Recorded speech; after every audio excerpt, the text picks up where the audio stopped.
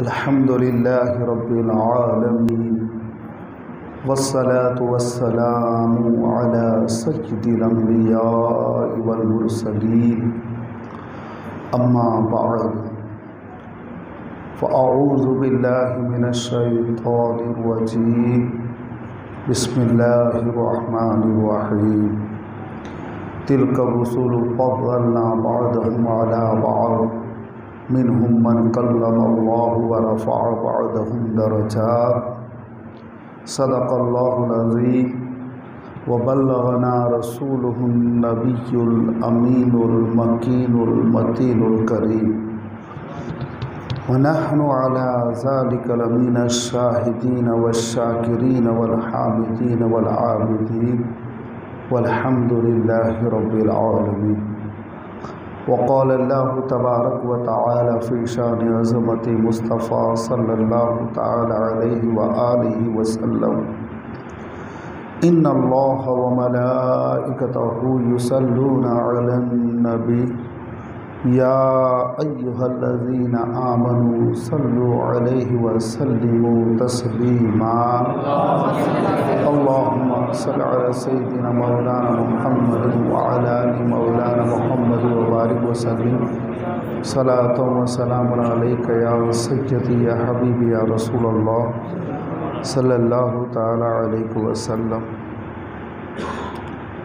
अज़ीज़ान मिल्लत इस्लामिया, अब तक हमने कई शब अल्हम्दुलिल्लाह ज़िक्र रसूल की सजा चुके हैं। अब आइए हम आज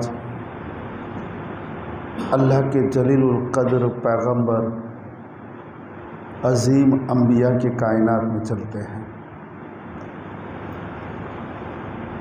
आक़ा करीम अलैहिस्सलातु वस्सलाम के दौरे ज़ाहिरी से पहले जो अंबिया थे उनके क्या कमालात थे, उस पर हम गुफ्तगू करने जा रहे हैं इंशाअल्लाह। आला हज़रत अज़ीमुल बरकत ताजदार इश्क़ व महब्बत फरमाते हैं कि तू है खुर्शीद रिसालत प्यारे, तू है खुर्शीद रिसालत प्यारे, छुप गए तेरी ज़िया में तारे। अंबिया और है सब माह पारे, तुझसे ही नूर लिया करते हैं, तुझसे ही नूर लिया करते हैं। इमाम नबहानी अपनी किताब हुज्जतुल्लाहि अलल आलमीन में आप लिखते हैं कि जितने भी अंबिया को कमालात मिले, मौजज़ात मिले,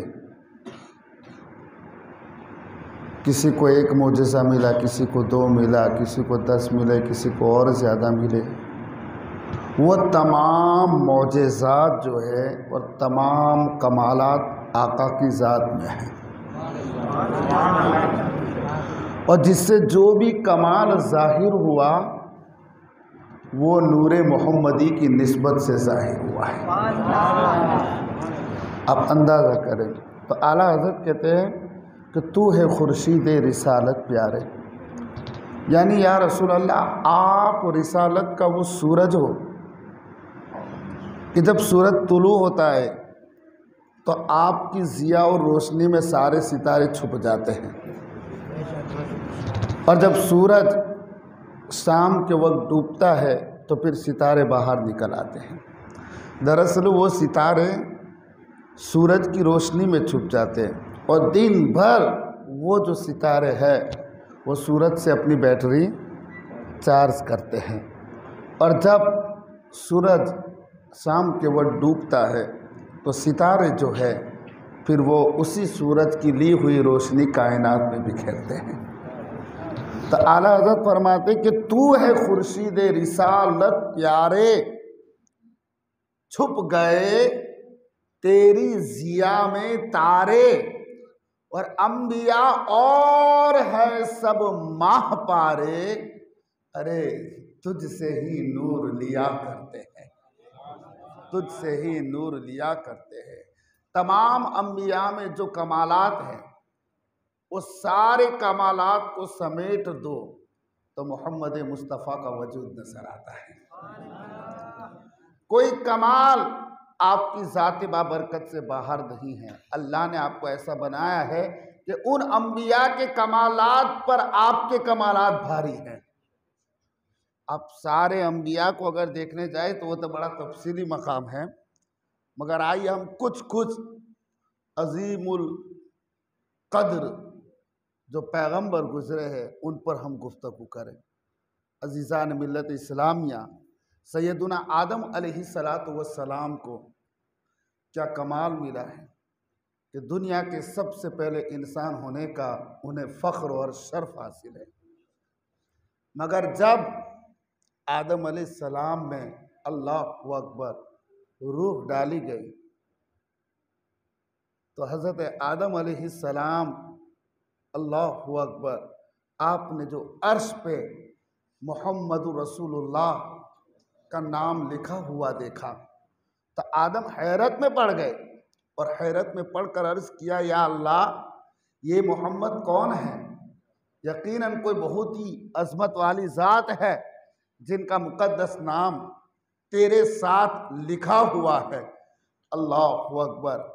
रब्बे कायनात फरमाता है, ए आदम सुनो, अगर उन्हें पैदा ना करना होता तो ना मैं ज़मीन पैदा करता, ना आसमान पैदा करता, ना मैं इंसान पैदा करता, ना जिन्नात पैदा करता, ना दोज़ख पैदा करता, ना ही मैं जन्नत पैदा करता, ना ही फरिश्ते पैदा करता, ना ही हूराने बहिश्त पैदा करता, ना ही गिलमान को पैदा करता, बल्कि ए आदम सुनो, उसे पैदा ना करना होता तो मैं तुम्हें भी पैदा ना करता। अल्लाहु अकबर। पर एक मकाम पर तो हज़रत जिब्रील अमीन ने आकर अर्ज़ किया, या रसूल अल्लाह, अल्लाह तबारक व तआला फरमाता है कि अगर मैं महबूब, अगर तुझे पैदा करना मकसद ना होता तो मैं अपनी रबूबियत का भी इजहार ना करता। आप अंदाज़ा लगाइए कि हुजूर का मकाम क्या है, हुजूर की रिफ़अत क्या है, हुजूर की अज़मत क्या है।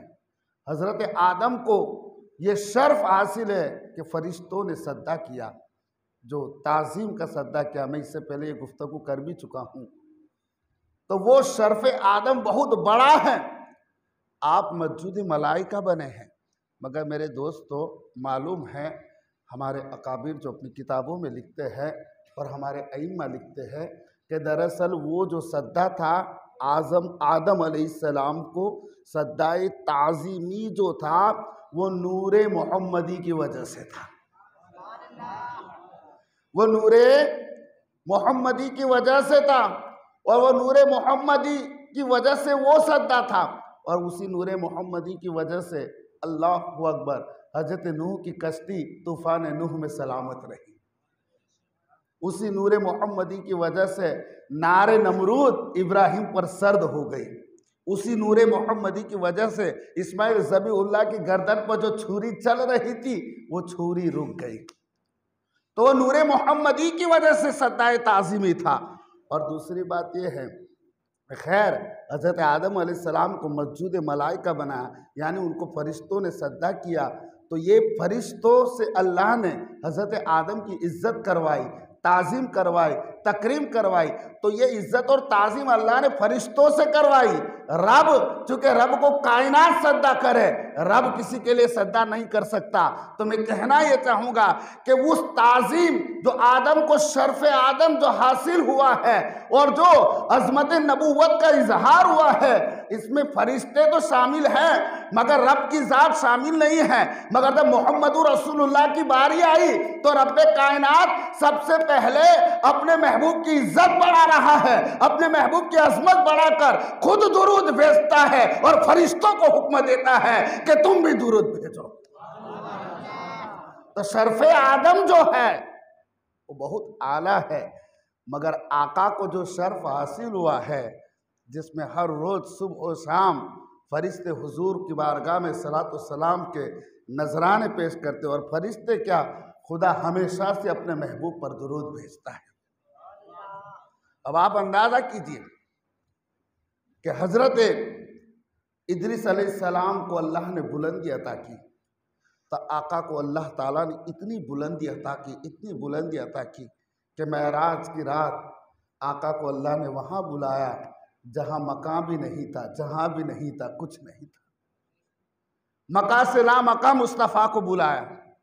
हज़रत नूह अलैहिस्सलाम, अल्लाहु अकबर, कि मैंने बताया कि नूह अलैहिस्सलाम को ये अज़मत और ये शर्फ मिला है कि पूरी दुनिया पर तूफ़ान नूह फैल चुका था, यहाँ तक कि पहाड़ों के ऊपर भी 40-40 गज ऊपर पानी हो चुका था, और पूरी दुनिया में ऐसा तूफान और ऐसा अज़ाब इलाही नासिल हुआ था कि हर तरफ पानी ही पानी दिख रहा था। सिर्फ वही लोग महफूज रहे तूफान नूह से जो नूह अलैहिस्सलाम पर ईमान लाए थे, और जो नूह अलैहिस्सलाम की कश्ती में थे, और नूह अलैहिस्सलाम की कश्ती में जो जानवर थे वही से भी हिफाजत में रहे।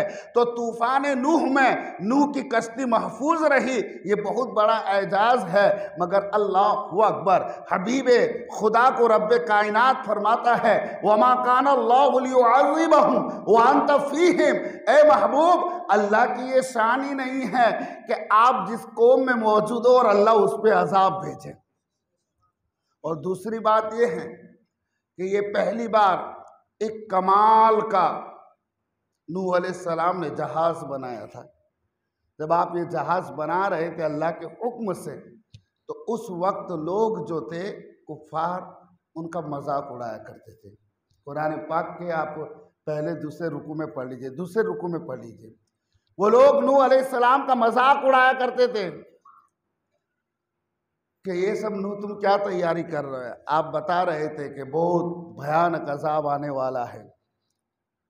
तो जो आपने लकड़ियों का पहली बार जहाज बनाया, जो कश्ती नूह बनाई, वो जब पानी में तैरने लगी और इतना डेंजर अजाब आया कि अल्लाहु अकबर, वो कश्ती जो है अल्लाहु अकबर 6 महीने तक कभी पानी के ऊपर कभी पानी के अंदर, और खाना काबा के इर्द गिर्द वो तवाफ में मसरूफ थी।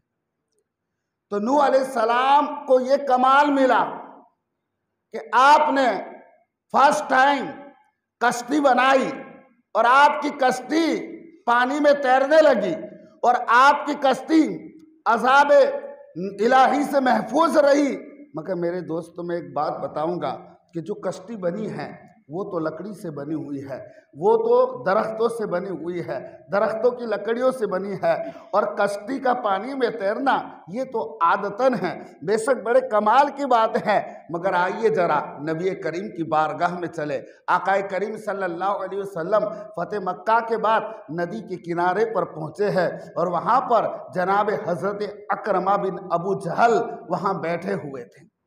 वो अभी तक ईमान नहीं लाए थे, और ये हजरत अकरमा अबू जहल के बेटे थे।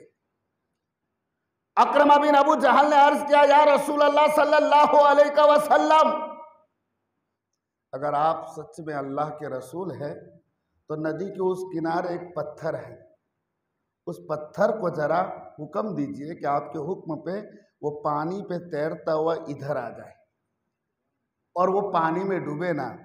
अब आप बखूबी जानते हैं कि पत्थर में पानी में तैरने की ताकत नहीं होती, पत्थर में पानी में तैरने की सलाहियत नहीं होती।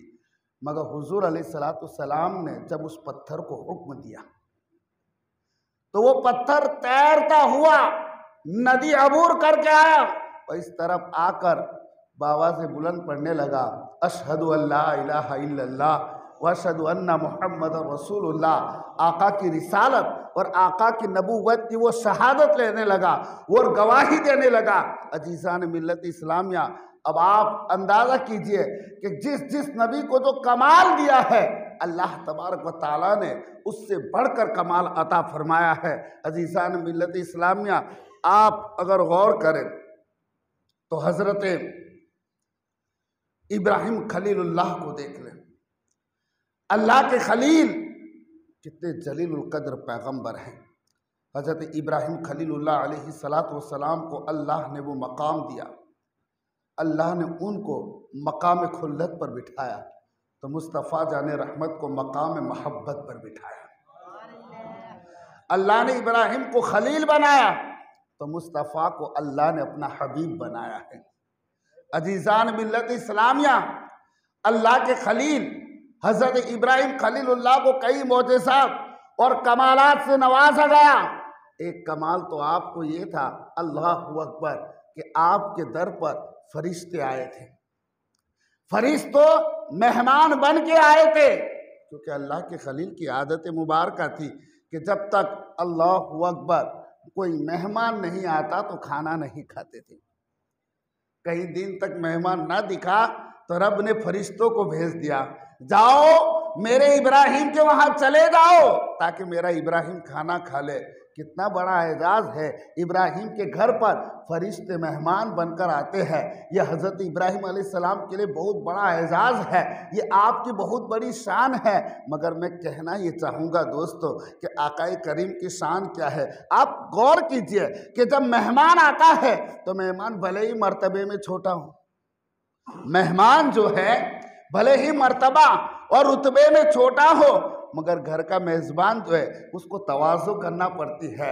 ये पानी पी लीजिए, ये खाना खा लीजिए, ये दस्तरखान बिछा दिया है, आप खाने के लिए बैठ जाइए, किसी चीज़ की ज़रूरत है। मेहमान भले ही रुतबे में कम हो और मेज़बान भले ही रुतबे में बुलंदो बाला हो, मगर फिर भी मेज़बान के लिए तवाज़ु और इंकिसारी ज़रूरी है। मगर अल्लाहु अकबर, इब्राहिम के दर पर जब मेहमान आते हैं तो वो मेहमान मखदूम बन जाया करते हैं। मगर अल्लाहु अकबर, हुजूर की बारगाह में जब फरिश्ते आते हैं और जंगे बदर होता है तो जिब्रील अमीन खुद हुजूर के खादिम बनकर और सारे फरिश्तों को महकुम बनाकर हुजूर की फौज में शामिल हो जाते हैं। मतलब यह है, वहां फरिश्ते मेहमान बनकर आते हैं, यहां मुस्तफा के दर पर फरिश्ते खादिम और महकूम बनकर आते हैं।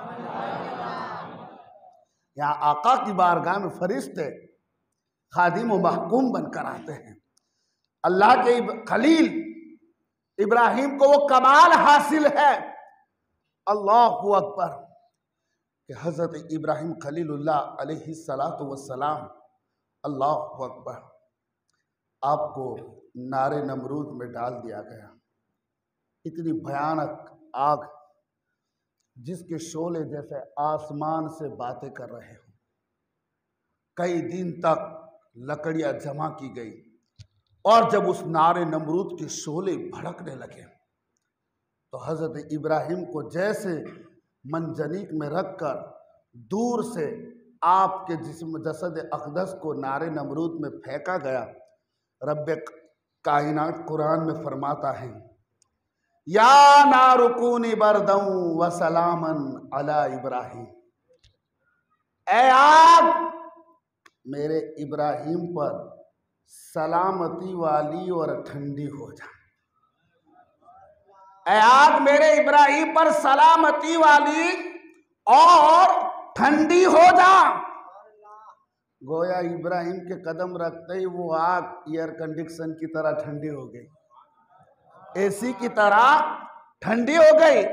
और खलील के लिए वो आतिस्तान जो है वो गुलदान बन गया, वो गुलकदा बन गया, वो चमनिस्तान बन गया। और खलील एक दिन नहीं, 2 दिन नहीं, 40 दिन तक फरिश्ते जन्नत से तख्त उठाकर लाकर रख देते हैं और अल्लाह के खलील उस आग के अंदर तख्त पर विराजमान हो जाते हैं। मगर हम ये सोचे कि आकाए करीम को अल्लाह ने कैसा शर्फ दिया है, कैसी फजीलत दी है। हज़रत मोहम्मद रज़ी अल्लाह ताला अन्हु फरमाते हैं कि मैं छोटा था, अल्लाहु अकबर, और मेरे घर में चूल्हे पर जो हांडी चढ़ी हुई थी, वो हांडी बहुत गर्म थी। उसके अंदर जो सालन था वो खोल रहा था। अचानक वो हांडी मुझ पर गिर गई और जब वो हांडी मुझ पर गिरी तो अल्लाहु अकबर, मेरा बदन जल गया। मेरे वालिद ने मुझे उठाकर रसूलुल्लाह की बारगाह में पहुंचा दिया। या रसूल अल्लाह सल्लल्लाहु अलैहि वसल्लम, आका जरा देखो ये मेरे बेटे की क्या हालत है। आका करीम सल्लल्लाहु अलैहि वसल्लम ने अपना लुआब दहन लिया और हजरत मोहम्मद के बदन को लगाया और अल्लाह की बारगाह में दुआ कर दी, तो उसी वक्त आप तंदुरुस्त हो गए और सही व सालिम हो गए। यानी इब्राहिम खलीलुल्लाह अगर आग से बच रहे हैं और आग उनको जला नहीं पा रही, तो यहाँ मुस्तफ़ा के लुआब दहन की वो बरकत है कि आग से जिस्म पर जो असर पहुंचा है उस असर को अल्लाह अकबर दूर कर दिया जाता है। और दूसरी बात ये बताऊं कि हुजूर सल्लल्लाहु अलैहि वसल्लम की उम्मत में जितने भी औलियाए किराम से करामतें सादिर होती है वो सब हुजूर के मोजिज़ात के कबील से है, वह सब आका के मोजिज़ात के कबील से है। क्या आपको पता नहीं कि उस्मान हारूनी आग में अपनी जूती फेंक देते हैं? यह गुलाम मुस्तफ़ा का आलम है।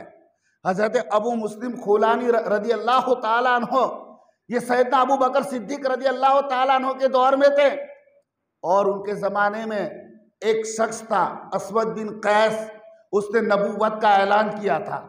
जब वो अपने इलाके में हज़रत अबू मुस्लिम खुलानी को उसने बुलाया और जब बुलाने के बाद उसने कहा कि क्या तू गवाही देता है कि मैं अल्लाह का रसूल हूँ? उसने नबूवत का, उस खबीस ने नबूवत का दावा किया था। हज़रत अबू मुस्लिम खुलानी बहुत बड़े आशिक के रसूल थे। आपने कहा मैंने सुना नहीं।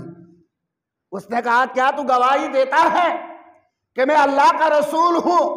आपने फरमाया मैंने सुना नहीं है। अल्लाहु अकबर। उसके बाद फिर उसने कहा क्या तू गवाही देता है कि मोहम्मद अल्लाह के सच्चे रसूल है? तो उसने कहा हाँ बेशक मैं गवाही देता हूँ कि मोहम्मद अल्लाह के सच्चे रसूल है। ये भड़क गया, मुस्तईल हो गया। इश्तियाल में आकर उसने हुक्म दिया कि तमाम लकड़ियां जमा करो और उसके बाद एक बड़ी आग को तैयार कर दिया। मैं कहता हूँ अबू मुस्लिम खुलानी जो है वो रसूलुल्लाह के गुलाम है। हजरत अबू मुस्लिम खुलानी को उसी आग के अंदर फेंक दिया गया, मगर आप आग के अंदर जाने के बाद भी आग आपको जला नहीं सकी। जितनी पब्लिक देख रही थी, उस झूठे नबूवत के दावेदार को देख रही थी जिसने अपनी नबूवत का दावा किया था, उन पब्लिक के दिमाग भी हिलने लगे। कह रहे यार ये क्या मामला है। जब अबू मुस्लिम खुलानी बाहर निकले तो किसी ने मशवरा दिया कि अरे इसे तो अपने इलाके से निकाल दे वरना तेरी नबूवत का मिशन धरा के धरा रह जाएगा, तेरे लोग खराब हो जाएंगे, तुझ पर ईमान नहीं रखेंगे। चुनांचे अबू मुस्लिम खुलानी रजी अल्लाह ताला अन्हु को शहर बदर कर दिया गया और जब आपको शहर बदर कर दिया गया तो आप वहां से निकले मदीनतुल मुनव्वरा में पहुंचे। उस वक्त हजरत अबू बकर खिलाफत की गद्दी पर बैठ चुके थे। सैयद अबू बकर सिद्दीक रज़ी अल्लाह ताला अन्हु को जब देखा, हजरत अबू बकर सिद्दीक को पता चला तो आपने अल्लाह का शुक्र अदा किया कि मौला तमाम तारीफ तेरे लिए कि हमें तूने इतनी मोहलत दी कि इस उम्मत मोहम्मदी में ऐसे लोग भी हैं जिनके साथ इब्राहिम खलीलुल्लाह की तरह वाक़यात हो रहे हैं। जहां खलील को नारे नमरूद जला नहीं पा रही, यहाँ मुस्तफ़ा के गुलामों का ही आलम है। और मुस्तफ़ा के गुलामों की जो करामात होती है वो आक़ाए करीम अलैहिस्सलाम के मुअजिज़ात की कबील से हुआ करती है। ये और दूसरी एक बात ये भी बताऊं कि इब्राहिम खलीलुल्लाह नारे नमरूद में जो आग से महफूज रहे, उसकी एक बड़ी वजह ये भी है कि नूरे मोहम्मदी आपकी पुष्ट में था। नूरे मोहम्मदी आपके पुष्ट में था। अब आइए मैं जरा और आपके दिल के इत्मीनान के लिए मैं मिसाल दे दूं।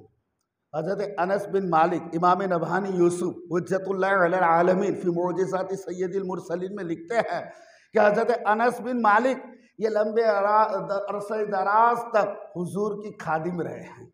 जब छोटे थे तब से हुजूर के घर के छोटे बड़े काम किया करते थे हजरत अनस बिन मालिक। और आपका खुद फरमाना कि जब से हुजूर का विसाल हुआ कोई दिन ऐसा नहीं गुजरा जिसमें मैं हुजूर की ख्वाब में ज़ियारत नहीं करता था। हजरत अनस बिन मालिक का जो बचपन है वो हुजूर की बारगाह में गुजरा। एक दिन क्या हुआ कि कुछ मेहमान हजरत अनस बिन मालिक के घर पर आए और जब वो मेहमान घर पर आए तो आपने अपनी खादिमा को आवाज़ दी कि जाओ ज़रा वो कपड़ा दस्तरखान निकालो। दस्तरखान निकाला तो वो दस्तरखान सफ़ेद था मगर मैला हो चुका था, उसमें काफ़ी धूल लग चुकी थी और काफ़ी वो दस्तरखान गंदा हो चुका था। हज़रत अनस बिन मालिक ने कहा वो आग का तन्नूर जो गर्म है उस आग के अंदर इस दस्तरखान को डाल दो। जलते हुए तन्नूर में आग के अंदर उस दस्तरखान को जब डाल दिया गया और कुछ देर के बाद दस्तरखान को निकाला बाहर, अगर आग में कपड़ा डालेंगे तो क्या हो जाएगा? कपड़ा जलकर राख हो जाएगा, कोयला हो जाएगा। मगर अल्लाहु अकबर, जब उस दस्तरखान को निकाला तो वो दस्तरखान बिल्कुल सफ़ेद अंडे की तरह साफ हो गया था। मैल का कोई असर बाकी नहीं है। मेहमान हैरान हो गए, अरे हमारे यहाँ दस्तरखान गंदे होते हैं तो उसे धोया जाता है, मगर आपने उसे आग में डाल दिया है और आग इस दस्तरखान को जला भी नहीं पा रही।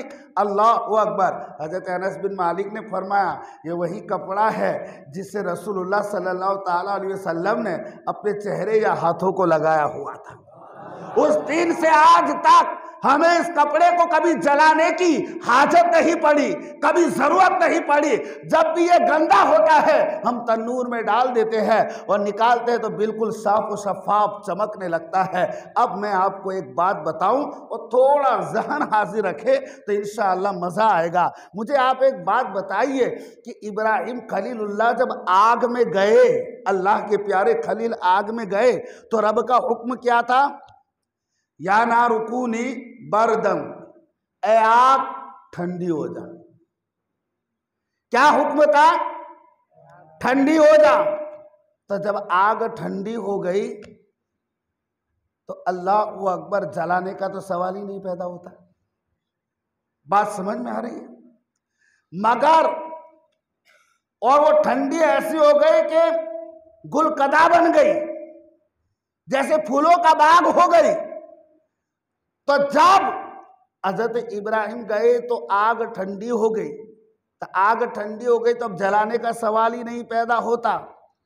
और वो भी इब्राहिम की जात गई थी, खुद इब्राहिम की जाते बाबरकत। इधर अनस बिन मालिक के घर में आग है, जलता हुआ तन्नूर है और इसमें जात नहीं गई। मैं बताना ये चाहता हूं। और जब वो कपड़ा अंदर गया, उधर आग ठंडी हो गई, आग के शोले भड़कना बंद हो गए, मगर इधर आग की हरारत बरकरार है। इधर आग की हरारत बरकरार है, इधर शोले बाकायदा भड़क रहे हैं। आग की हरारत, उसकी गर्मी, उसकी तपिश के बावजूद अल्लाहु अकबर, वो आग कपड़े को जला नहीं पा रही। और उधर तो आग पहले से ठंडी हो गई और उधर जात, खलील की जात गई थी। इधर आग के अंदर कपड़ा गया था, जात नहीं गई थी, मुस्तफ़ा की निस्बत गई थी, मुस्तफ़ा का ताल्लुक गया था। आग के शोले भड़कते रहे, हरारत बरकरार रही, फिर भी अल्लाहु अकबर, कपड़े के मैल को तो जला दिया मगर कपड़े को नहीं जलाया। तो जिसके दिल में आका की निस्बत हो, जिसके दिल में मुस्तफ़ा का ताल्लुक हो, जिसके दिल में आका की मोहब्बत हो, आप अंदाज़ा करें कि भला क्यों कर जिसके दिल में मोहब्बत रसूल की शमा रोशन हो, उसे जहन्नम की आग क्यों कर जलाएगी। अजीज़ान मिल्लत इस्लामिया, आप देखिए कि अल्लाह के प्यारे पैगंबर हज़रत मूसा कलीमुल्लाह की ज़ात बबरकत को देखिए। मूसा कलीमुल्लाह वो है, अल्लाह अकबर, कई मौजेज़ात अल्लाह तबारक व ताला ने कई मौजेज़ात से हज़रत मूसा अलैहिस्सलाम को नवाजा, जिनमें से एक मौजेज़ा ये था कि आप अपनी बगल में हाथ रखते और अपनी कौम को यूँ दिखाते तो वो हाथ सूरज की तरह चमकता था। उसे यदे बैज़ा कहते हैं। वो हाथ ऐसा चमकता था, ऐसा चमकता था, यह आपके नबूवत की दलील थी और ये मौजज़ा था। मगर अजीज़ान मिल्लत इस्लामिया, आप ज़रा गौर कीजिए कि मूसा ने हाथ बगल में रखा और निकाला तो वो हाथ यद बैज़ा की तरह चमक रहा था, सूरज की तरह चमक रहा था। मगर हमारे आका की ये जात है कि रब्बे कायनात कुरान पाक में फरमाता है, इन्ना अरसलनाका शाहिदम वबश्शिरम व नज़ीरा। अल्लाहु अकबर, आका को सिराजम मुनीरा कुरान फरमाता है कि आका वो चराग है जो दूसरे को भी रोशन कर देते हैं। सरकार वो चराग है जो दूसरे को भी रोशन कर देते हैं। अजीज़ान मिल्लत इस्लामिया, एक सहाबी रसूल रिवायत करते हैं, इमाम नबहानी रिवायत करते हैं कि एक सहाबी रसूल आक़ाए करीम सल्लल्लाहु ताला अलैहि वसल्लम की बारगाह में आए और ईशा की नमाज़ पढ़ी। ईशा की नमाज के बाद आक़ाए करीम सल्लल्लाहु ताला अलैहि वसल्लम के वहाँ बैठे रहे। लगभग बारिश भी काफ़ी बरस रही थी और अंधेरी रात थी। अब वो सहाबी परेशान हुए कि बारिश भी हो रही है, अंधेरी रात भी हो रही है, कोई जानवर भी हो सकता है, सांप बिच्छू भी रास्ते में आ सकते हैं। अल्लाहु अकबर। आक़ाए करीम ने फरमाया फिक्र मत कर, आपने एक खजूर की शाख ले ली। आज के दौर में अंधेरा पड़ता है तो आप क्या लेकर निकलते हो? टॉर्च लेकर निकलते हैं। आक़ाए करीम सल्लल्लाहु ताला अलैहि वसल्लम ने एक खजूर की शाख ले ली और फरमाया कतादा ये ले लो, ये तुम्हें 10 हाथ आगे रोशनी करेगा और 10 हाथ पीछे करेगा। अल्लाहु अकबर। ये एक नूरानी टॉर्च थी। आक़ाए करीम ने जैसे उसे पकड़ा, ये ट्यूबलाइट की तरह जलने लगी और वो सहाबी रसूल उसी के, और हुजूर ने फरमाया कि देखना अपने घर में जाओ तो तुम्हारे घर में एक काली चीज़ होगी और उस काली चीज़ को तुम मारना यहाँ तक कि वो भाग जाए, क्योंकि दरअसल वो शैतान होगा। साहब रसूल ने जब वो पकड़ा तो वो इतनी रोशन हो गई कि 10-12 हाथ आगे रोशनी दे रही थी और 10-12 हाथ पीछे रोशनी दे रही थी। अल्लाहु अकबर। यहाँ मूसा यदे बैसा लेकर आए हैं, मूसा यदे बैसा लेकर आए हैं, मगर मुस्तफ़ा करीम वो है कि जिसको छू ले उसे भी रोशन कर दिया करते थे। आप सिराज मुनीरा थे। अल्लाहु अकबर। वो साहबी रसूल उसी तरह रोशनी में घर तक पहुंच गए और घर में पहुंचे तो देखा कोई काली चीज़ थी। आपने मारना शुरू किया, यहाँ तक कि वो काली चीज़ घर से बाहर चली गई। एक साहबी रसूल रिवायत करते हैं कि अल्लाहु अकबर, मैं रसूलुल्लाह के साथ सफ़र में था और भी कहीं लोग सफ़र में थे। अचानक एक मकाम आया कि सरकार से हमें जुदा होना पड़ा। अब मामला ये हुआ कि हमें हमारा सामान उठा के रखना था, मगर वो हुजूर का वो मोजिज़ा था कि मेरी उंगलियों से रोशनी निकलना शुरू हो गई और वो ऐसी रोशनी निकलना शुरू हो गई कि जितने मेरे साथी थे, अल्लाहु अकबर, तमाम के तमाम लोगों ने अपना सामान वगैरह और अपना साजो सामान उठाकर उसी उंगलियों की रोशनी से जो टॉर्च की तरह काम कर रही थी, जो रोशनी फैला रही थी, तमाम के तमाम लोग अपना सारा काम उसी रोशनी में कर लिया। अब अंदाज़ा लगाए कि हज़रत मूसा यदे बैज़ा का मोजिज़ा लेकर आए, मगर आक़ाए करीम सल्लल्लाहु ताला अलैहि वसल्लम वो है कि किसी को छू लेते थे तो अल्लाहु अकबर, वो भी रोशन हो जाया करता था, वो भी मुनव्वर हो जाया करता था। अजीज़ान मिल्लत इस्लामिया, आप गौर करें कि अल्लाह तबारक व तआला ने हज़रत मूसा कलीमुल्लाह को कैसे मोजज़ात से नवाजा था। हज़रत मूसा कलीमुल्लाह का वो मामला था कि अल्लाहु अकबर, आपने समंदर जो था, समंदर पर अल्लाहु अकबर अपना असा मारा। अल्लाह का कुरान बताता है कि उस असे की वजह से 12 रास्ते उसमें पड़ गए, समंदर फट गया। ये मोजिज़ा अल्लाह ने हज़रत मूसा अलैहिस्सलातु वस्सलाम को दिया। मगर अजीज़ान मिल्लत इस्लामिया, अब मैं आपको एक बात बताऊंगा कि मूसा ने असा मारा तो समंदर फट गया, मगर मोहम्मद अरबी के कहीं ग़ुलाम ऐसे हैं, कहीं ग़ुलाम ऐसे हैं जैसे हज़रत बाबा हज़रत निज़ामुद्दीन औलिया है, हज़रत कुतुबुद्दीन बख्तियार काकी है। अल्लाहु अकबर। कि जब कुतुबुद्दीन बख्तियार काकी और काजी हमीदुद्दीन रहमतुल्लाहि ताला अलैह दोनों ये घूमते फिरते समंदर दरिया के किनारे गए, अचानक गैब से एक मुशाहदा हुआ।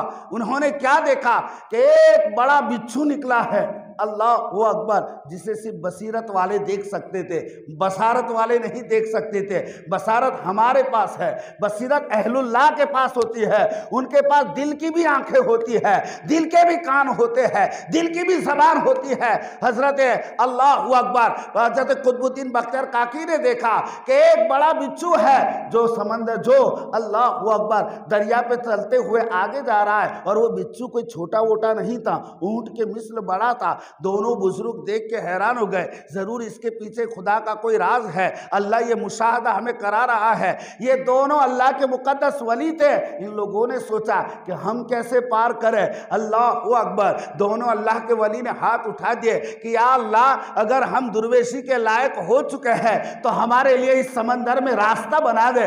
जैसे ही हजरत कुतुबुद्दीन बख्तियार काकी रहमतुल्लाह ताला अलैह और सूफी हमीदुद्दीन नागौरी दुआ करते हैं, समंदर फट जाता है और बीच में रास्ता हो जाता है।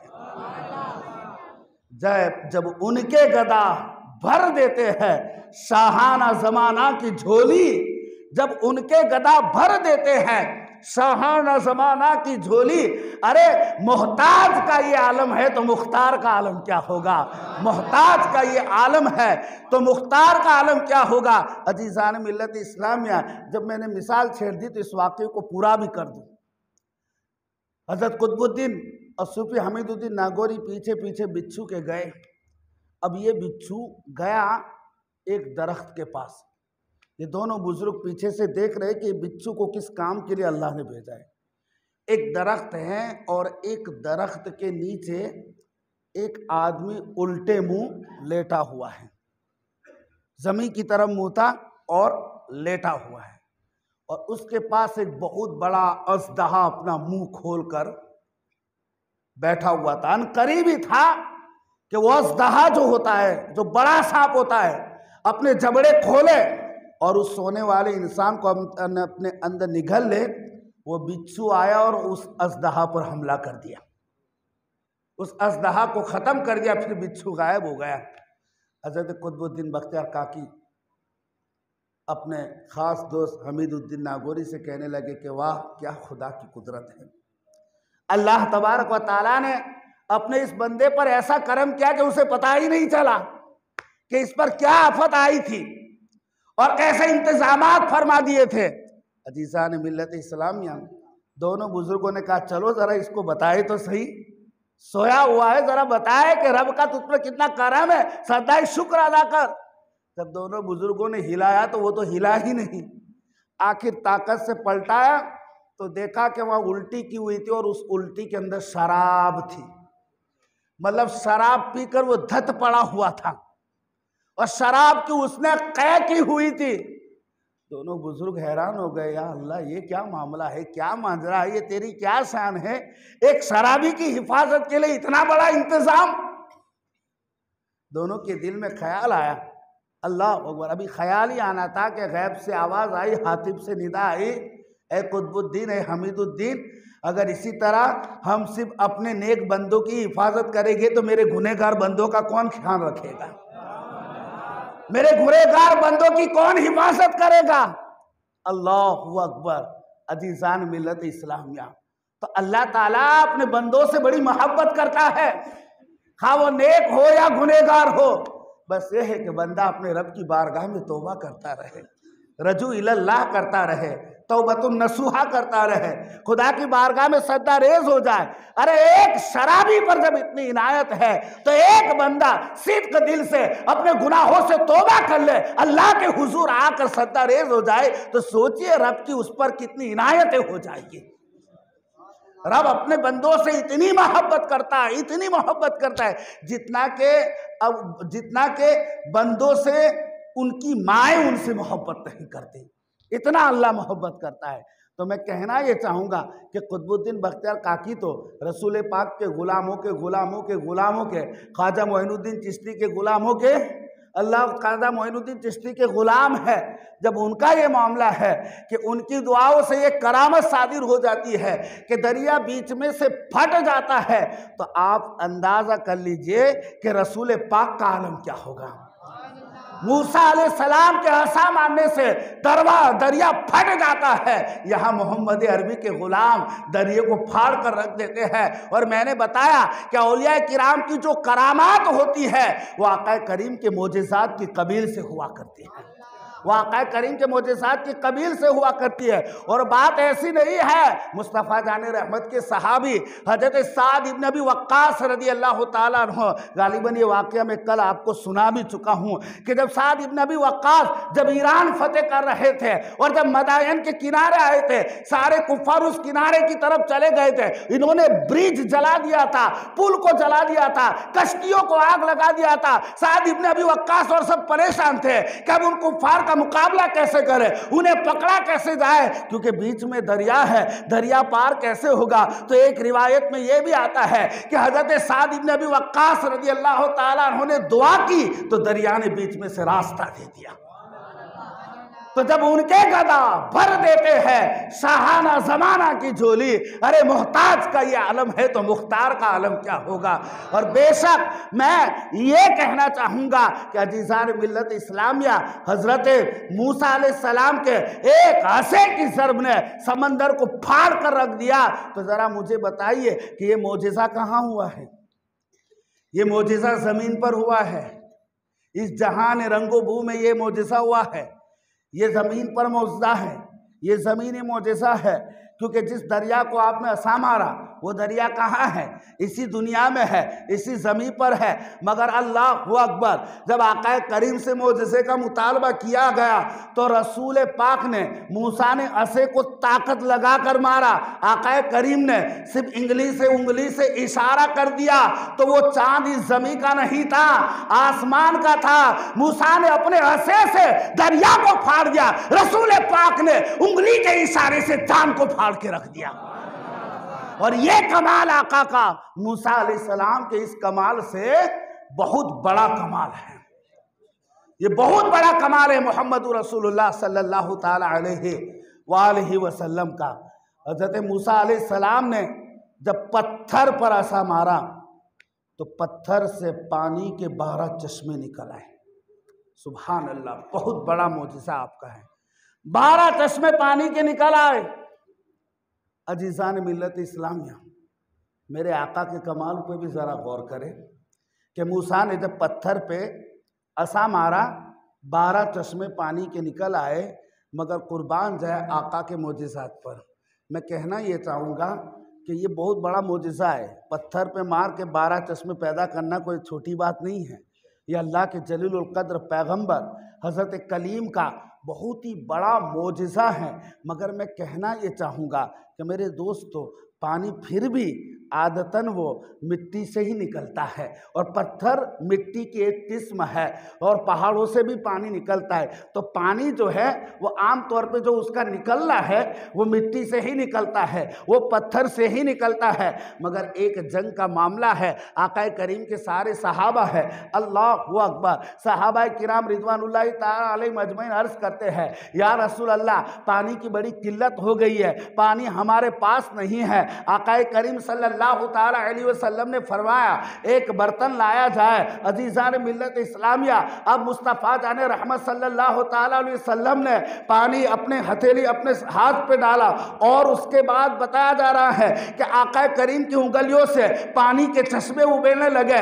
यहाँ तक के सहाबाए किराम पेट भर के पानी पी रहे हैं, सहाबाए किराम वुजू भी कर रहे हैं, सहाबाए किराम गुस्ल भी कर रहे हैं, जानवर भी पानी पी रहे हैं, और सारे के सारे अल्लाहु अकबर फैज़ उठा रहे हैं। फुक़हा बता रहे हैं कि पूरी दुनिया में सबसे ज्यादा अफजल पानी वो है जो मोहम्मद रसूलुल्लाह की उंगलियों से निकला हुआ था। अजीज़ान मिल्लत इस्लामिया, सारे सहाबा टूट पड़ते हैं। आला हज़रत फरमाते हैं, उंगलियां है फैज़ पर, टूटे हैं प्यासे झूम कर, नदिया पंजाब रहमत की है जारी, वाह वाह।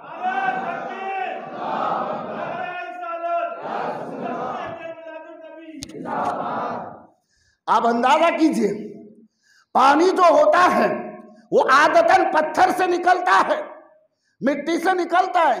मगर आप अपनी उंगली काटोगे तो क्या निकलेगा? जमीन को खोदोगे तो क्या निकलेगा? चलो 5 फुट नहीं, 10 फुट नहीं, कुछ जगह पे तो 20 फुट में निकल जाता है, कुछ जगह पे 300 फुट भी लग जाते हैं। मगर आप जितना भी गहराई में खोदेंगे, आखिर में नतीजा क्या निकलना है? पानी निकलना है। तो मिट्टी खोदी जाए तो पानी निकलता है। और बेशक अल्लाह के कलीम का ये मोजिज़ा बहुत बड़ा है कि आपने पत्थर पे ऐसा मारा, 12 चश्मे निकाल दिए। मगर आप जब उंगली को काटोगे तो उंगली से पानी नहीं निकलता, उंगली से पानी नहीं निकलेगा, बल्कि उंगली से खून निकलेगा। ये मेरे आका का कैसा मोजिज़ा है कि अल्लाहु अकबर, अपनी उंगलियों से रहमत वाला पानी निकाल दिया और सहाबा की प्यास को बुझा दिया। तो ये मोजिज़ा हज़रत मूसा अलैहिस्सलाम के मोजिज़े से बहुत ही आला है और अरफा मोजिज़ा है। कोई चीज़, कोई कमाल ऐसा नहीं जो किसी नबी में हो और मेरे आका में ना हो। सारे कमालात अल्लाह ने मुस्तफ़ा को अता फरमा दिए हैं। सारे खसाइल हमीदा अल्लाह ने मुस्तफ़ा रहमत सल्लल्लाहु ताला अलैहि वसल्लम को अता फरमा दिए। अजीज़ान मिल्लत इस्लामिया, हज़रत मूसा कलीमुल्लाह को एक कमाल ये भी मिला कि अल्लाह तबारक व ताला ने आपने कोहे तूर पर आपको बुलाया, कोहे तूर पर बुलाया, तौरेत की तख्तियाँ मूसा को कोहे तूर पे दी। वनादैना मिन जानिबि तूर इज़ नादैना या मूसा, और कोहे तूर की तरफ से आवाज़ आई, ए मूसा मैं तेरा अल्लाह रब्बुल आलमीन हूँ। कोहे तूर पर की झाड़ियों पर अल्लाह ने अपनी तजल्ली फरमाई। अजीज़ान मिल्लत इस्लामिया, और कोहे तूर पर मूसा को अल्लाह से हम कलाम होने का शर्फ हासिल हो गया। तिल्क रसूल फज़्ज़लना बादहुम अला बाद मिनहुम मन कल्लम अल्लाहु व रफ़ा बादहुम दरजात। ये वो रसूल है, अल्लाह अकबर, जिनको हमने, जिनमें से बास को बास पर फजीलत दी है। उनमें से कुछ तो ऐसे जिन्होंने अल्लाह से कलाम किया है, और कुछ ऐसे जो दर्जो बुलंद है। अल्लाह अकबर। तो मूसा ने कलाम कोहे तूर पे किया और रब से हम कलामी का शर्फ हासिल किया। रब कायनात ने कोहे तूर पे अपनी एक तजल्ली डाली। कोई मूसा अलैहिस्सलाम का उम्मती बड़ा मचल के उसे भी तो फ़ख्र है अपने नबी पर। वो कहता होगा कि मेरे कलीम तो वो है जिसे रब से हम कलामी का शर्फ हासिल हुआ है, तो बड़ा अपनी किस्मत में नाज करता होगा। मगर जब वो मोहम्मद अरबी की बारगाह में आएगा तो उसे पता चलेगा कि आप सोचिए, मूसा के लिए कानून है। कानून क्या है? ऐ मूसा, हमसे बात करनी है, कोहे तूर पे आओ। कुछ लेना है, कोहे तूर पे आओ। कुछ सुनना है, कोहे तूर पे आओ। तजल्ली के लिए कोहे तूर पे आओ। और मूसा जब जाते कोहे तूर पर, तरफ फरमाता फ़ख्लन अलैक इन्नका बिल वादिल मुक़द्दस तुवा। ऐ मूसा, अपनी जूतियाँ उतार दो। ऐ मूसा, अपनी जूतियाँ उतार दो। मगर मोहम्मद अरबी का ये मामला है, अगर कोई मूसा अलैहिस्सलाम का उम्मती मुस्तफ़ा की बारगाह देख ले तो यहाँ ये मामला है, यहाँ कोई कानून नहीं है, यहाँ कोई ज़ाब्ता नहीं है। ए महबूब, अगर तुझे कुछ चाहिए तो तुझे सफ़ा मरवा पे आने की ज़रूरत नहीं है। तुझे कुछ चाहिए तो तुझे काबे में आने की ज़रूरत नहीं है। तुझे कुछ चाहिए तो तुझे हतीम में आने की ज़रूरत नहीं है। महबूब, अगर तुझे हमसे हम कलाम होना है, अगर तुझे रब से हम कलाम होना है, अगर तुझे रब का दीदार करना है, तो महबूब तुझे कहीं जाने की जरूरत नहीं है। तू अपने हुजरे में, उम्मे हानी के हुजरे में आराम से सो जा। हम तेरे दर पर जिब्रील अमीन को जन्नत से बुराक लेकर भेजेंगे और ऐसे बुलाएंगे कि सारी जन्नत को सजा देंगे। और जब जिब्रील दरे मुस्तफा पर आते हैं तो जिब्रील अर्ज करते हैं, मौला तेरा महबूब सोया है, इसको जगाऊं तो कैसे जगाऊं।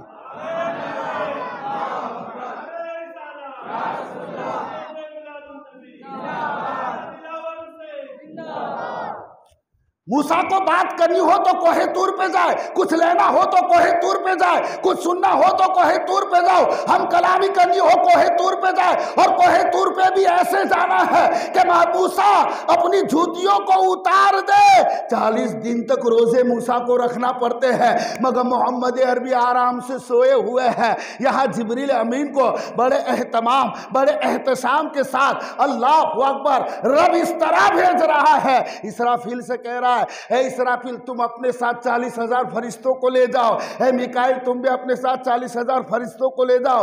तकरीबन कहीं फरिश्ते और आ जाते हैं जो जन्नत से अमामा लेकर आते हैं, जो जन्नत से लिबास लेकर आते हैं, जो जन्नत से याकूत जमरद की जूतियां लेकर आते हैं, जो हौज़े कौसर से रिजवान जन्नत हुजूर के वुजू के लिए पानी लेकर आते हैं, जन्नत का पानी लेकर, और महबूब वहां आराम से सो रहे हैं। उधर मूसा रब की तजल्ली का इंतजार कर रहे हैं। रब्बी अरिनी, अल्लाह का कुरान कहता है, मौला हिजाब हटा, जलवा दिखा। रब फरमाता है लन तरानी, तू हरगिज नहीं देख सकता। ऐ मूसा तू मुझे हरगिज नहीं देख सकता। रब ने ये नहीं कहा कि कोई नहीं देख सकता। ऐ मूसा तुम हरगिज मुझे नहीं देख सकते। मूसा ने फिर इसरार किया, रब्बी अरिनी, बार बार जवाब आ रहा है लन तरानी, 9 बार इसरार किया। मैं ये कहना चाहूँगा कि एक बार रब मना कर देते, मूसा क्यों बाज नहीं आ गए, आप क्यों रुक नहीं गए? इसलिए कि मूसा ने अल्लाह का कलाम सुना था। मूसा सोच में आ गए, मोहब्बत में गुम हो गए, मोहब्बत में मगलूब हो गए, और मूसा सोचते हो गए जिस रब का कलाम इतना प्यारा है उसका दीदार कितना प्यारा होगा, उसका दीदार कितना प्यारा होगा। जब बहुत ज़्यादा मूसा ने किया तो रब कायनात ने एक तजल्ली सुई के नाके बराबर कोहे तूर पे डाली। कोहे तूर फलम्मा तजल्ला रब्बहू, जैसे ही आपने उस पहाड़ पे, रब कायनात ने पहाड़ पे तजल्ली डाली, पहाड़ फट के रेजा रेजा हो गया, आटा हो गया, मूसा नाबीना हो गए, नाबीना हो गए। और जब होश में आए तो तुब्तु इलैका, अल्लाह की बारगाह में तौबा की। अरे तौबा किस बात पे की? क्या मूसा ने कोई गुनाह किया था? तौबा किस बात पर की? मूसा ने कौन सा गुनाह किया था? रब को देखने की तो तमन्ना थी, चाहत थी, मोहब्बत थी, इश्क था। तौबा किस बात पर की? ये जवाब सूफिया हमें देते हैं। ऐसे जवाब सूफिया की बारगाह से मिलते हैं, औलिया की बारगाह से मिलते हैं। बोले तौबा मूसा ने इसलिए की कि अल्लाह तूने मना किया था, उसमें तेरी मर्जी थी, और मैंने जिद की, उसमें मेरी मर्जी थी। और मकाम आशिकी में कोई सवाल नहीं होता, मकाम आशिकी में कोई तकाजा नहीं होता, कोई सवाल नहीं होता। मूसा ने इस बात पर तौबा की। और फिर रब कायनात ने फरमाया कि ए मूसा, अब अपनी आंखें जो नाबीना हो गई है उसे रोशन करना चाहता है, तो जो कोहे तूर पे एक तजल्ली गिरी है ना, और जिससे कोहे तूर फट के आटा हो गया है, बस उसी का सुरमा अपनी आंखों में लगा ले। मूसा अलैहिस्सलाम ने जब उस सुरमे को अपनी आंखों पे लगा लिया, अल्लाह अल्लाह, अल्लाह की एक तजल्ली का असर तो देखो। रब्बे कायनात फरमाता है ना, लवनज़लना हाज़ल कुरआन अला जबलिन लरअयतहु।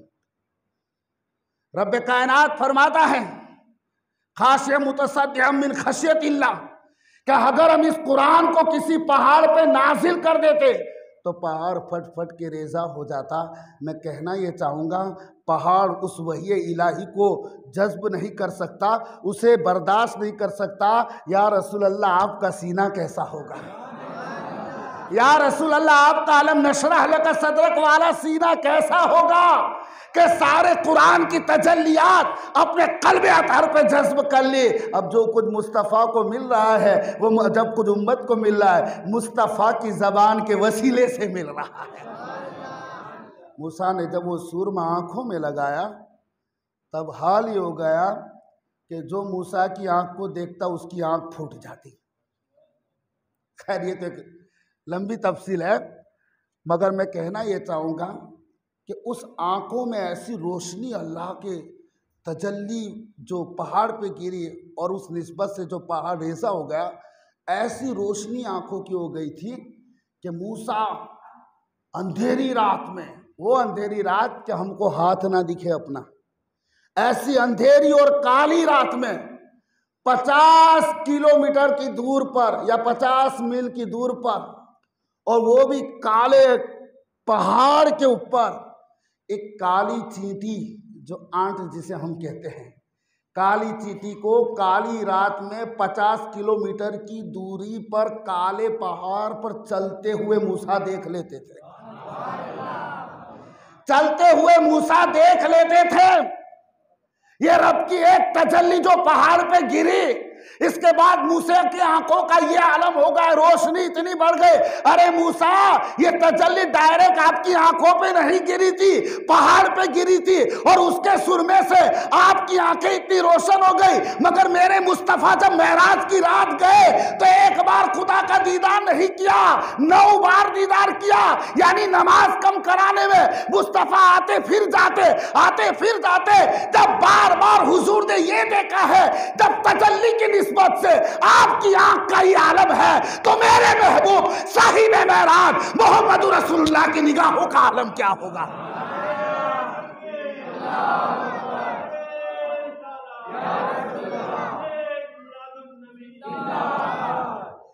सोचने जाए तो एक नया नुक्ता जहन में आ गया।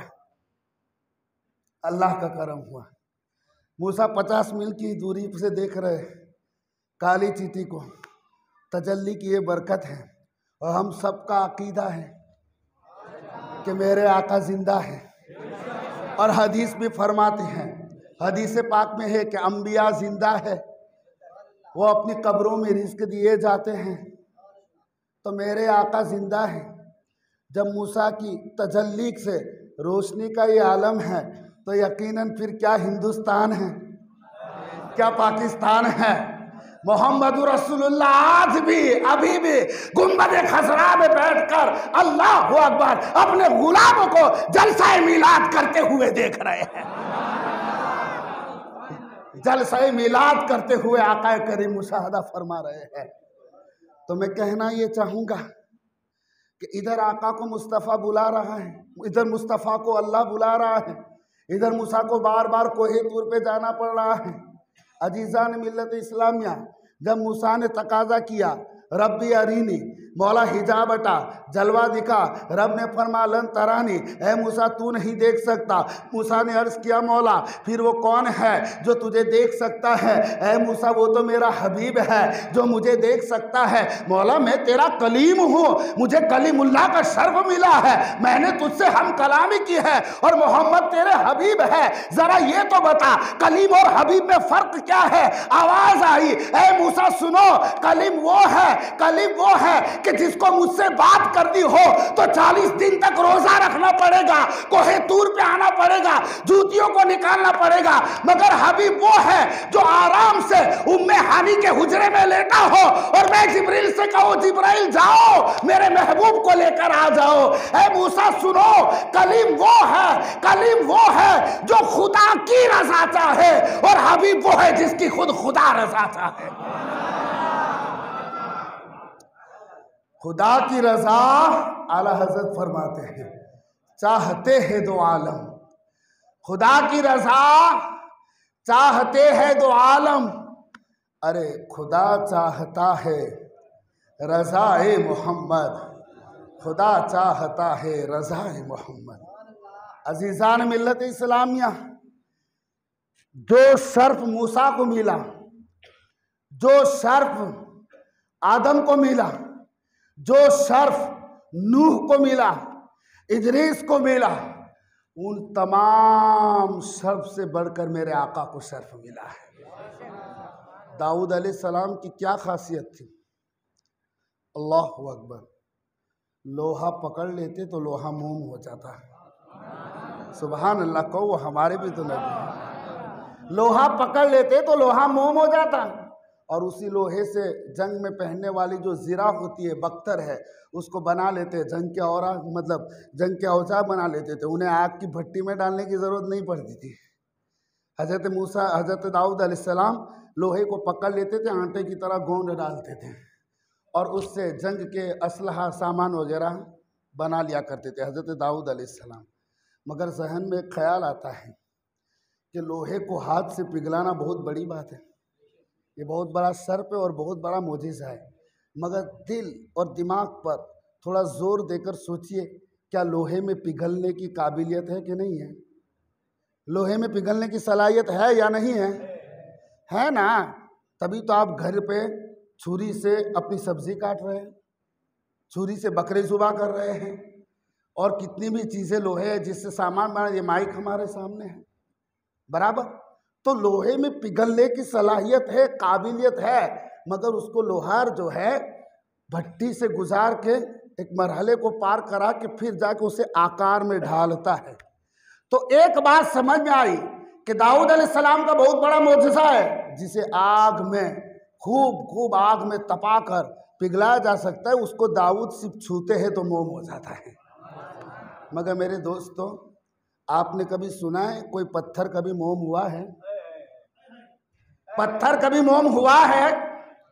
पत्थर को आप पानी के अंदर डाल दो, बड़ा पत्थर, 100 साल के बाद भी देखोगे तो पत्थर पत्थर ही रहेगा, पत्थर पिघल नहीं सकता।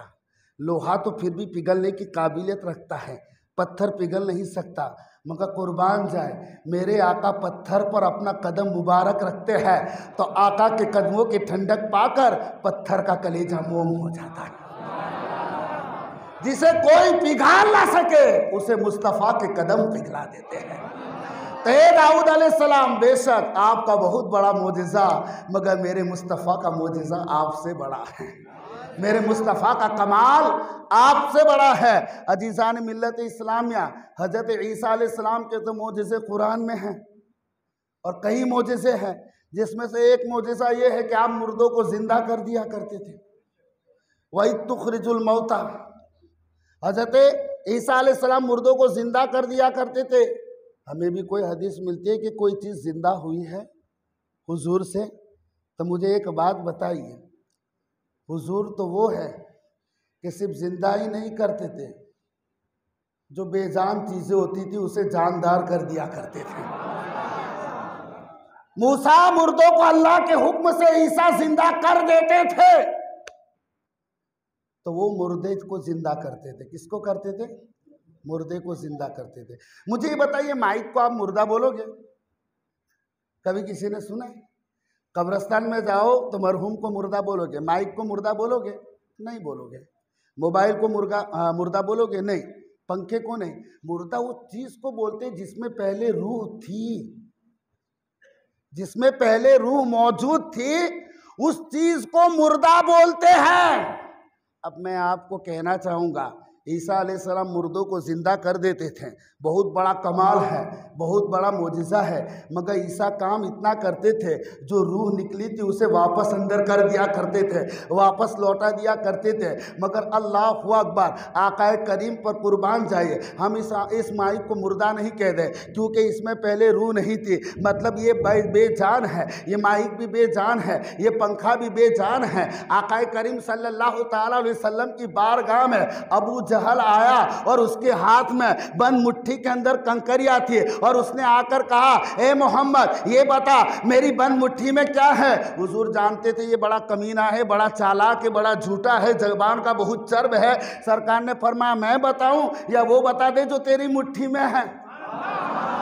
मैं बताऊं या वो बता दे जो तेरी मुट्ठी में है? तब तो बहुत बड़ी बात है। अच्छा, यहाँ से एक जहन ये भी मिला कि अबू जहल काफी रोकर, उसका ये अकीदा तो था कि जो नबी होता है वो गैब की खबर देता है, जो नबी होता है वो गैब की खबर देता है। अबू जहल ने कहा कि अच्छा ठीक है, तो आका ने हुक्म दिया। तो अबू जहल की बंद मुट्ठी में जो कंकरियां थी वो मुर्दा नहीं थी।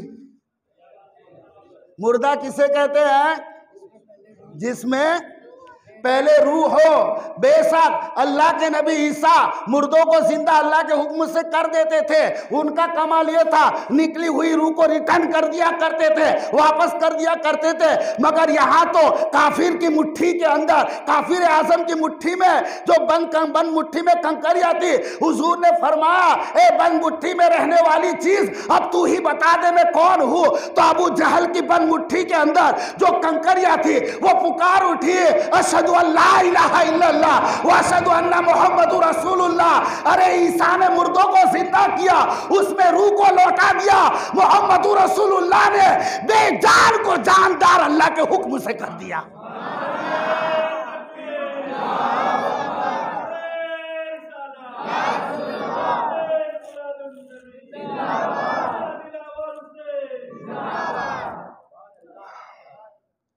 हज़रत ईसा अलैहिस्सलाम ने मुर्दों को ज़िंदा किया। आका करीम आज भी मस्जिद नबी में चले जाइए, सुतून हन्नाना गवाह है।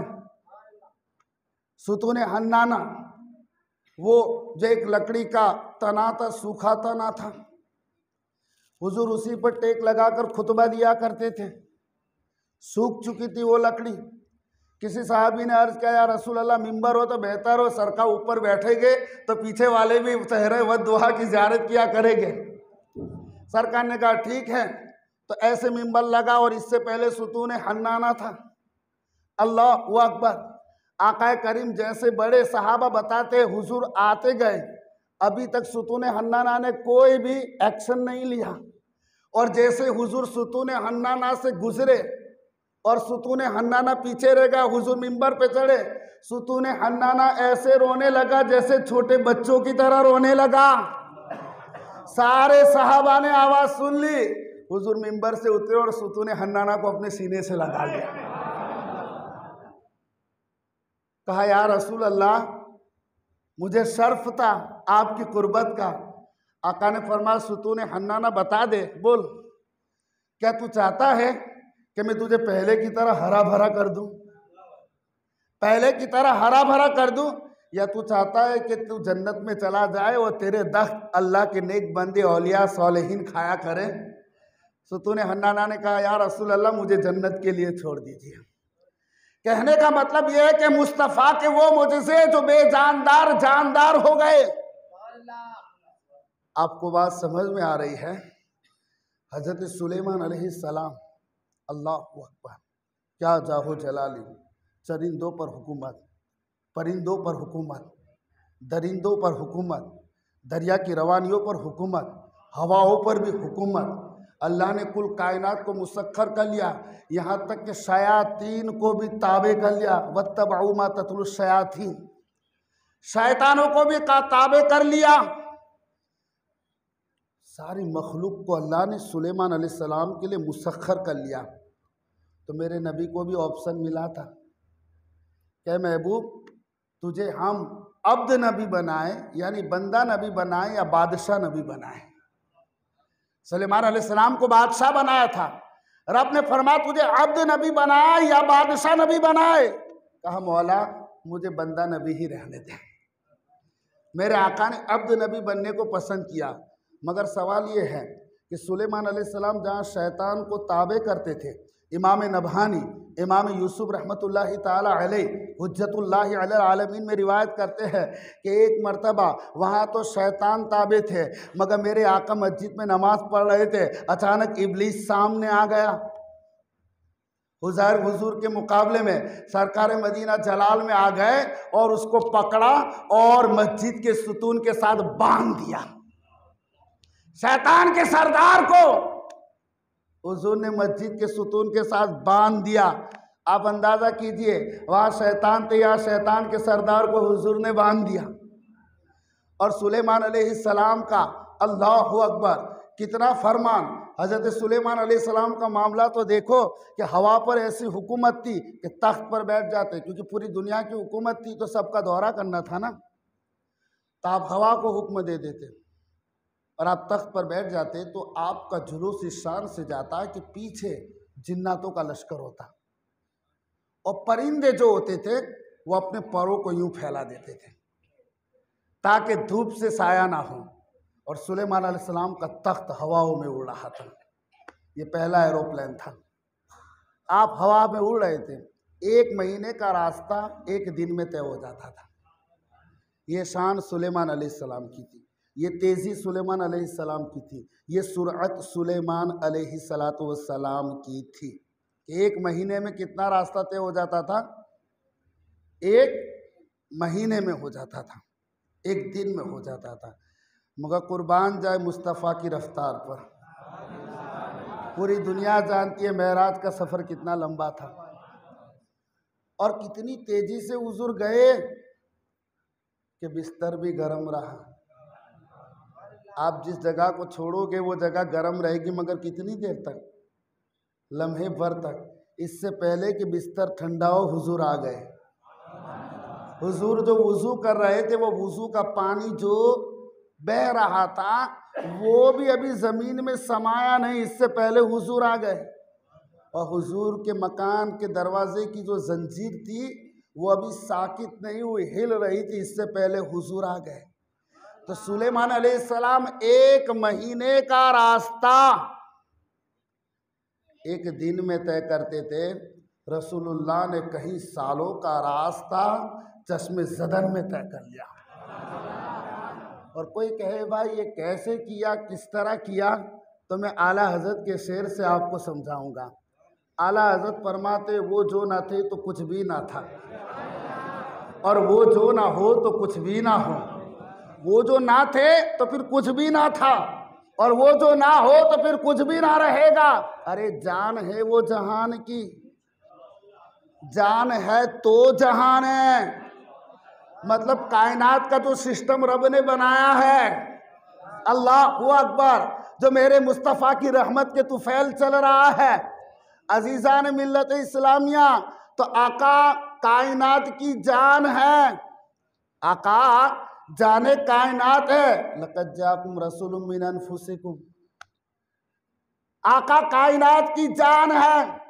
और आप ये बता दीजिए कि अल्लाहु अकबर, एक मशहूर मिसाल मैं दूंगा, मैं इससे पहले शायद दे भी चुका हूँ आपको, मगर बात जब आई तो थोड़ा लुत्फ ले ले कि आपके सामने ये घड़ी है, और घड़ी किससे चलती है?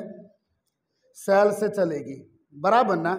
अब वो घड़ी चाहे कितनी महंगी हो, कितनी सस्ती हो, इसको नहीं देखना, घड़ी का सिस्टम जो है वो सेल से चलेगा, है कि नहीं? चाहे फिर वो राडो हो, रोलेक्स हो, या 300 रुपये वाली घड़ी हो, सेल डाले तो घड़ी चली। तो अभी फर्ज कर लो 11 बज गए, 11 बजे आपने घड़ी का सेल निकाल लिया, बराबर, तब वो घड़ी चलेगी? घड़ी चलेगी? नहीं चलेगी। 1-2 घंटे के बाद सेल डालोगे तो कितना बजेगा उसमें? 11 ही बजेगा। क्यों 2 क्यों नहीं बजेगे? 1 क्यों नहीं बजेगा?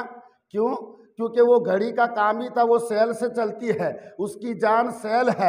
आका जाने कायनात है। अजीज़ान मिल्लत इस्लामिया, जब आका ने इस आलम शहादत को छोड़ा, आलम नासूत को छोड़ा, मस्जिद हराम से मस्जिद अक्सा पहुँचे, और जब आका आलम समावात पर पहुँच गए, तो जब कायनात की जान आलम मलकूत में पहुँच गई, आलम जबरूत में पहुँच गई, तो कायनात का निज़ाम अपनी जगह पर रुक गया, वक्त अपनी जगह पर रुक गया, निज़ाम अपनी जगह पर थम गया, बिस्तर की गर्माइश अपनी जगह पर अटक गए, जंजीर जो हिल रही थी अपनी जगह पर लिटक कर रह गए, और पानी जो जमीन में जज्ब हो उससे पहले अपनी जगह अटक गई। आका अल्लाहु अकबर, अब खुदा जाने कितने सालों का अरसा गुजर गया, और हुजूर इतनी तेजी से आए, इससे पहले कि बिस्तर ठंडा हो आका आ गए। क्यों? कि हुजूर कायनात की जान है, हुजूर कायनात से गए, कायनात का निजाम रुक गया। आला हजरत फरमाते हैं, अरे वो जो ना थे तो कुछ भी ना था, और वो जो ना हो तो कुछ भी ना हो। अरे जान है वो जहान की, जान है तो जहान है।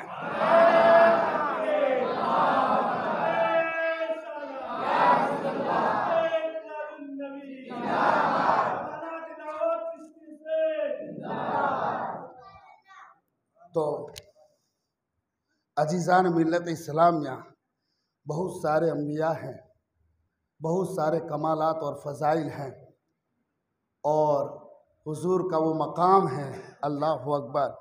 मैं आला हज़रत के शेर पे ख़त्म कर दूंगा कि आला हज़रत फरमाते हैं, तू है खुर्शीदे रिसालत प्यारे, छुप गए तेरी जिया में तारे, अंबिया और हैं सब महापारे, तुझसे ही नूर लिया करते हैं, तुझसे ही नूर लिया करते हैं। वमा अलैना इल्लल बलाग। कल से ज़रा जल्दी तशरीफ़ लाइए।